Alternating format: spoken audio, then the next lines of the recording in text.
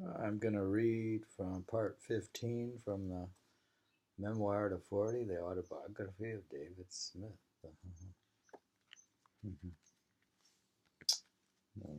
So, we had read, now,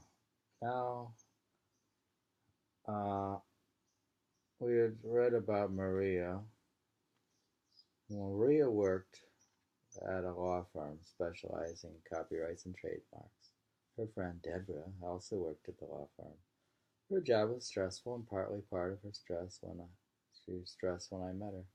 Maria and Sally learned to get along, so we were like a threesome at times. Here's a photo of us in Block Island.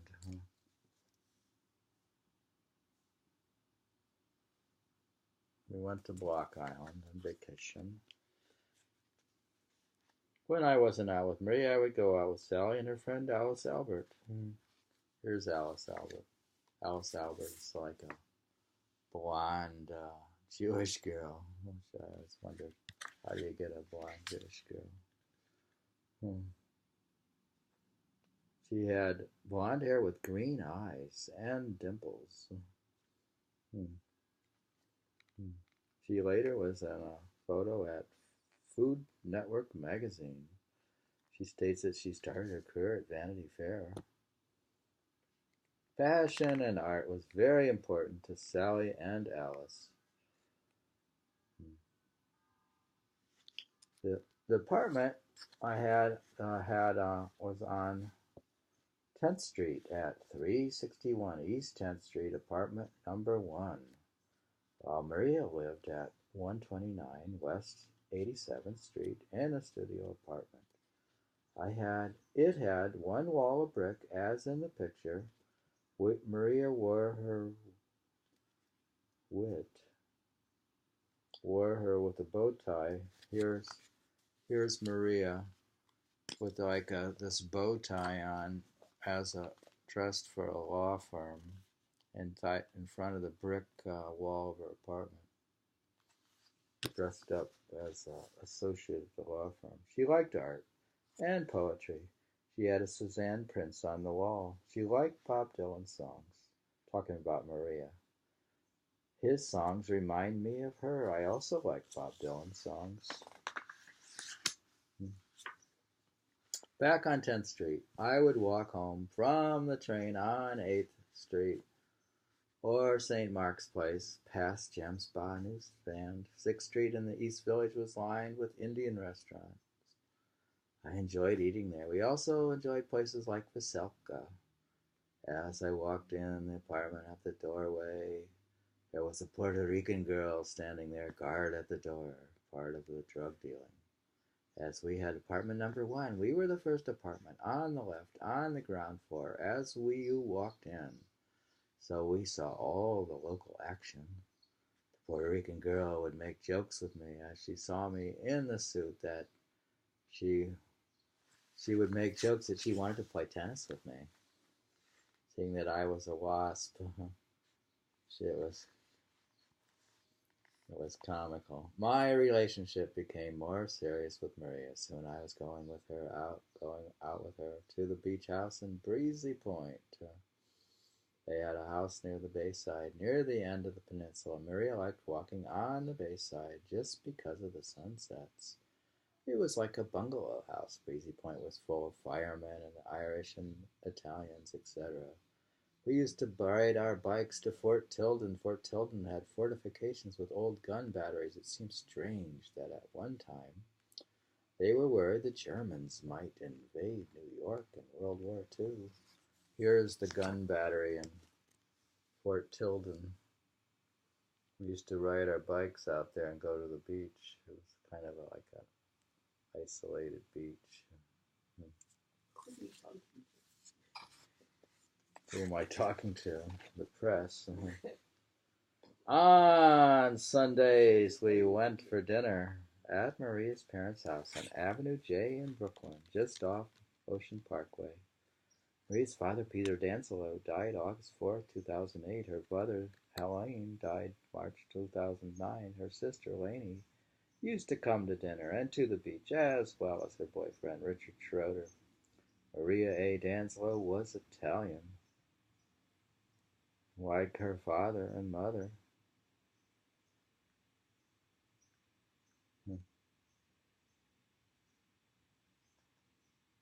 Maria became, at one point, the president of the Copyright Society in 2002. Rio became the president of the Copyright Society. She's a copyright lawyer. Peter had a strong sense of humor. He would cook very hot peppers to serve me as an appetizer at these dinners. He liked to see my face as I heated up. The look on his face was very like the look on his face in this photo. There he is. There's Peter.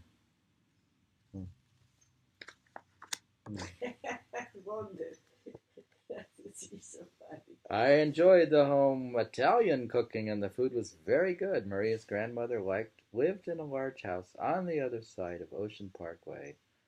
You had to think of Mrs. Havisham of the book Great Expectations by Dickens, as you saw her big room full of ornate furniture.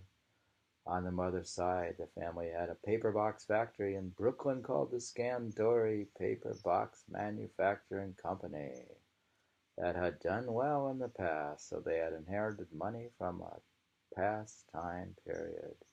Actually, there is Maria's mother, who was the Scandori, and there is their wedding, the very young parents.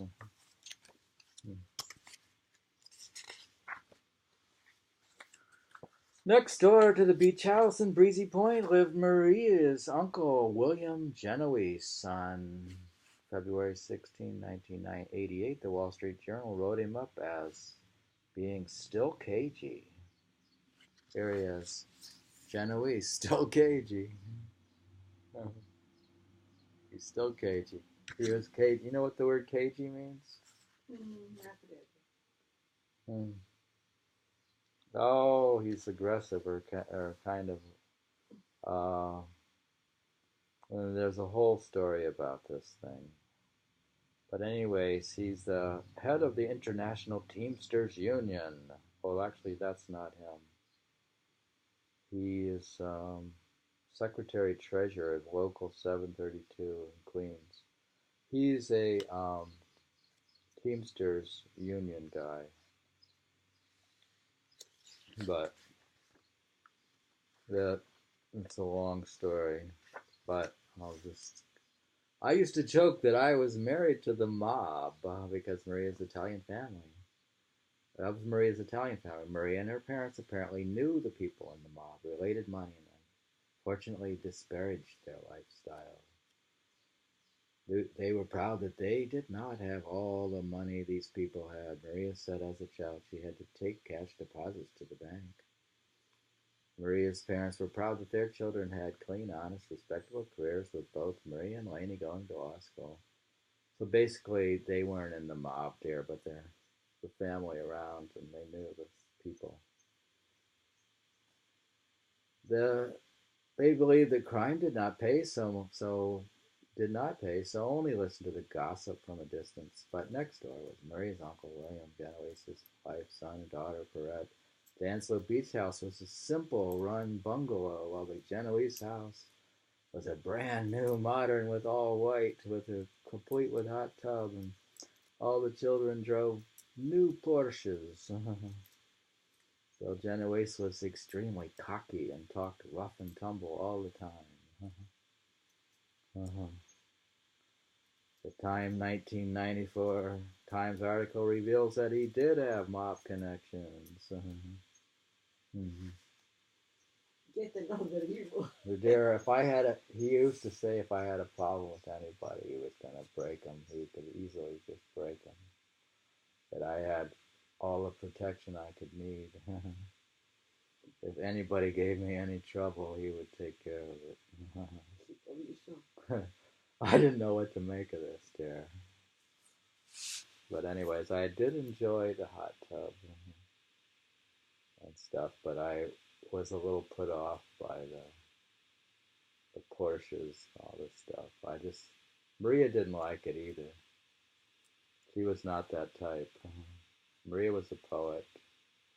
She believed in honest work and being a lawyer, and she just didn't know what to make of her relatives. Of course, her relatives had all this money, and they didn't have so It much. was a very different from mom's side or from that father's side.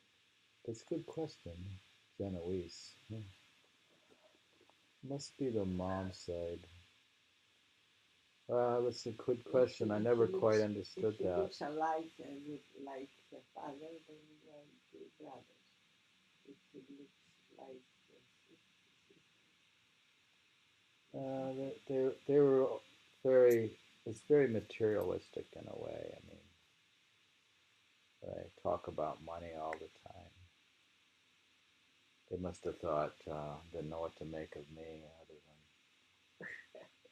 Well, I was an MBA student, so I mean, at least I had something, I guess, in their eyes, but I didn't have money. I'm ending, probably going to end here.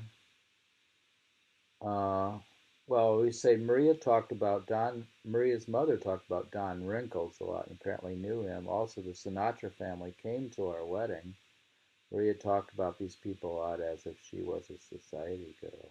Actually, Maria's mother talked about him constantly. Her mother acted like a society girl or something.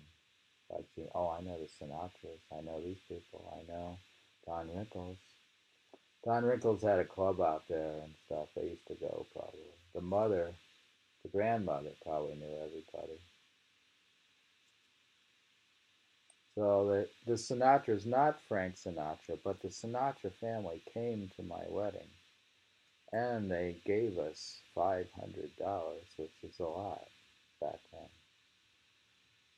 So, so yeah, so we were rich from the mob.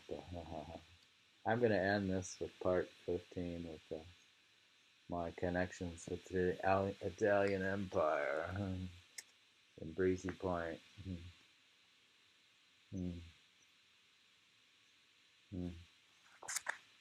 Reading from the autobiography, Memoir of David R. Smith, the famous poet.